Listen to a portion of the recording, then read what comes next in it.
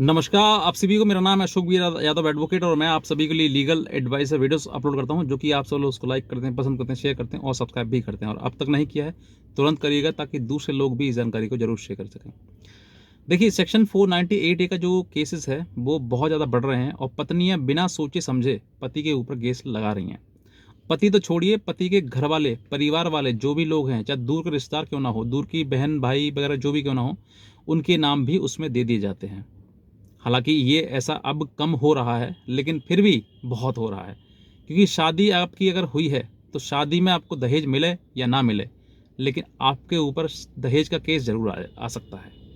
तो इन सब चीज़ों से निपटने के लिए कहीं ना कहीं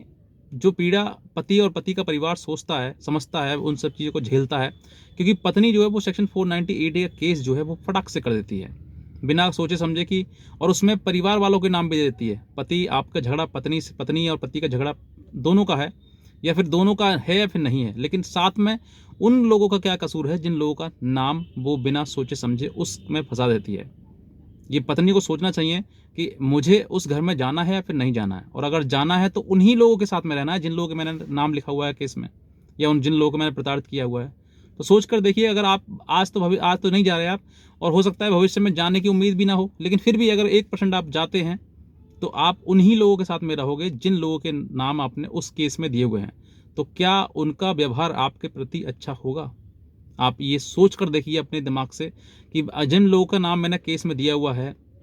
या झगड़ा घर परिवार का होता है तो इंसान आज किया तो कल भूल जाता है,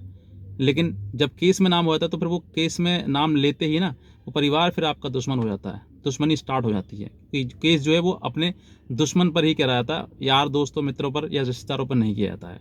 तो अब जो है, अगर आपने उन सभी लोगों के नाम दे दिए हैं और उसके बाद आप कभी भविष्य में अगर उनके घर में जाती हैं, तो क्या उनका व्यवहार आपके प्रति अच्छा रहेगा? नहीं, और ज़्यादा खराब हो सकता है पर, क्योंकि अब जो है, पहले तो घर परिवार तक वो था, लड़ाई झगड़ा था, लेकिन अब जो है वो कोर्ट थाना और कचहरी और पता ना कहाँ कहाँ तक चला गया है। हर समाज में हर व्यक्ति पता लग गया कि इसने केस किया है, इसने इस तरह की चीज़ें करी हैं। तो हर व्यक्ति जो है वो इन सब चीज़ों को समझ जाता है कि ये महिला जो है किस प्रकार की, किस नेचर की है। हालांकि आज मैं आपको ये बताऊंगा कि अगर आपकी पत्नी ने इस तरह की केस कर दिए हैं और आपके परिवार के नाम ले दिए हैं, और आपके परिवार के ऊपर झूठा केस उसने कर दिया है, ये झूठी पत्नियों के लिए हैं, जो पत्नियां सिर्फ और सिर्फ अपने परिवार को या फिर अपने पति पक्ष को जो है वो नीचे दिखाना चाहती हैं। वो नहीं चाहती हैं कि उनके घर बसे, वो चाहती हैं सिर्फ और सिर्फ कि इस आदमी की जो है वो हमेशा बेइज्जती होता रहे, ये इंसान जो है हर बर्बाद होता रहे, और ये इंसान कभी भी किसी प्रकार से जीवन समाज में सर उठाकर ना जी सके। तो उस प्रकार की जो महिला हैं, जो अपने पति परिपक्ष को जो है वो हमेशा गलत चाहती है उनके प्रति, तो उनके लिए अगर वो महिलाएं जो हैं वो आपके परिवार को, यानी कि पति का परिवार या पति के ऊपर केस कर देती है सेक्शन 498A का, आपने आपकी शादी हुई और आपने दहेज मांगा या फिर ना मांगा, या लिया या फिर नहीं मिला, मिला या नहीं मिला, लेकिन आपके ऊपर केस जो है सेक्शन 498A का यानी कि दहेज का केस आ सकता है। तो ऐसी महिलाएं जो जानबूझकर अपने परिवार को अपने पैरों पर कुल्हाड़ी मारती हैं, या वो अपना सिर्फ ईगो सेटिस्फाइड करने के लिए या फिर पैसा उनसे ऐंठने के लिए पति पक्ष से, तो वो गलत तरीके से केसेस करती हैं, झूठे केसेस करती हैं, संगीन से संगीन अपराध के केस करती हैं। 377, 376 या फिर 354 या 498A, ऐसे कई प्रकार के केसेस जो हैं वो कर देती हैं, और बाद में समझौते के आधार पर वो पैसे की डिमांड करती हैं। और यहाँ ऐसी समय नहीं, खुलेआम ओपन कोर्ट में पैसे की मांग करती हैं। उन महिलाओं के लिए है कि अगर वो ऐसे आपके ऊपर केस कर देती हैं तो आप भी पीछे मत रहिए, क्योंकि ये जो दबाव है वो आपका एक केस की वजह से ही है। क्योंकि केस आपके ऊपर हुआ है, इसी की वजह से आप दबाव में हैं, आपके ऊपर दबाव है। आप सोच रहे हैं कि अरे मेरे ऊपर केस कर दिया है, पता ना कल को ये मेरी सजा ना करा दे, मुझे ऐसा ना करा दे, वैसा ना करा दे। अगर आप ये सोचते हैं तो आप भी पीछे मत रखिए, ये वाला केस जो है वो आप जरूर करिएगा पत्नी के ऊपर, ताकि पत्नी और पत्नी के परिवार वालों की अकल ठिकाने आ सके, क्योंकि उनको भी पता लग सके कि मेरे आपने जो है जिस तरीके का केस किया है, यानी कि सेक्शन 498A का जो पति के पक्ष के ऊपर केस किया है, तो वो आप भी उसका जवाब दे सको कि वाकई कितना दुख होता है, कितनी पीड़ा होती है कि एक पति पक्ष या पति के परिवार वाले जो हैं वो जमानत कराने के लिए कोर्ट भागते हैं उनको, और उनको जमानत के लिए जमानती ढूंढते हैं, अपने रिश्तेदारों के हाथ पैर जोड़ते हैं कि हमारी जमानत ले लीजिए। तो इस तरह की चीज़ जिसने कभी कोर्ट कचहरी देखा ना हो, जिसने कभी ऐसी सुनी हो, वो अपने आप को क्रिमिनल महसूस करता है कि मैं क्रिमिनल हो गया हूँ, मेरे से गलती, मतलब कौन सी गलती हो गई जो मेरा नाम जो है वो क्राइम में आज जोड़ दिया गया है। तो ऐसी महिलाओं के लिए ये ऊपर आपको क्या करना है मैं बताता हूँ आपके लिए। ये केस ज़रूर करना है आपके लिए, ताकि उस महिला को भी ये समझ में आ सके कि वाकई मैंने गलत किया तो उसने भी मेरे साथ में गलत किया। जब आप के परिवार में उसने नाम लेते हुए, नाम लिखवाते हुए जब आपके परिवार के, उसने शर्म नहीं करी या सोचा नहीं कि भाई इस तरह की चीज़ें जो है वो मैं करूँगी तो मुझे मेरे परिवार को, मुझे उसके परिवार को दुख होगा, उसने नहीं सोचा, तो आप भी उसके ऊपर सेक्शन 380 या 379 या 392 का केस करिए। अब ये केस होता क्या है बताऊँ आपके लिए।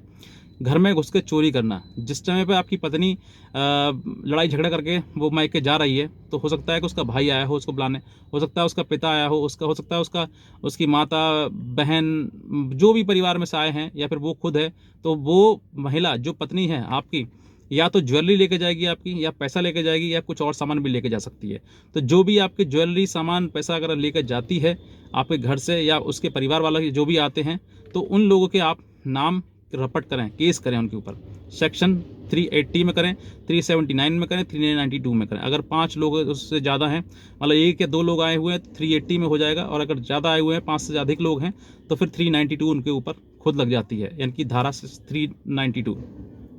उसमें जो है वो 10 साल की सज़ा है, और 370 में 7 ईयर्स की है, 380 में 7 ईयर्स की सज़ा है। तो ये पनिशमेंट जब उनको मिलेगा तो उनकी बेल भी नहीं होगी, उनको कोर्ट जेल जाना पड़ेगा, और हो सकता है कि उस समय पर जो है, जिस समय पर उसने केस किया है, उस पर तुरंत वो कॉम्प्रोमाइज़ पर भी आ जाए। अगर कॉम्प्रोमाइज़ पर आ जाती है तो आप कॉम्प्रोमाइज़ भी कर लीजिएगा, क्योंकि अगर चीज़ें नहीं बन रही हैं, आप दोनों बीच में नहीं बन रही है, तो एक साथ नहीं रह सकते, तो एक साथ मत रहिएगा। जहाँ पर जितना आपने सोचा समझा, जितना आपने एफ़र्ट किया अच्छी बात है, लेकिन जहाँ पर जो एफ़र्ट जो है करने के बावजूद भी अगर चीज़ें नहीं बन रही हैं, तो फिर आपका अपना निर्णय है, आप अलग हो जाएँ।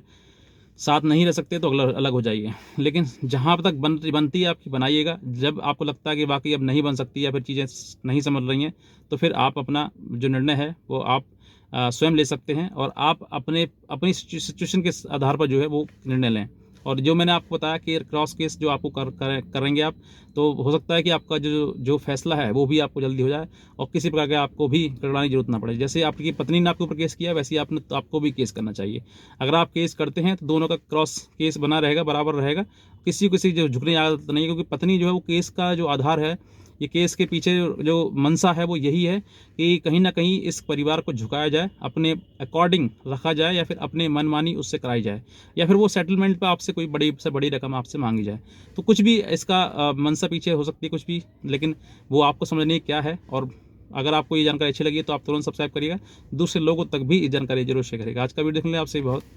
धन्यवाद।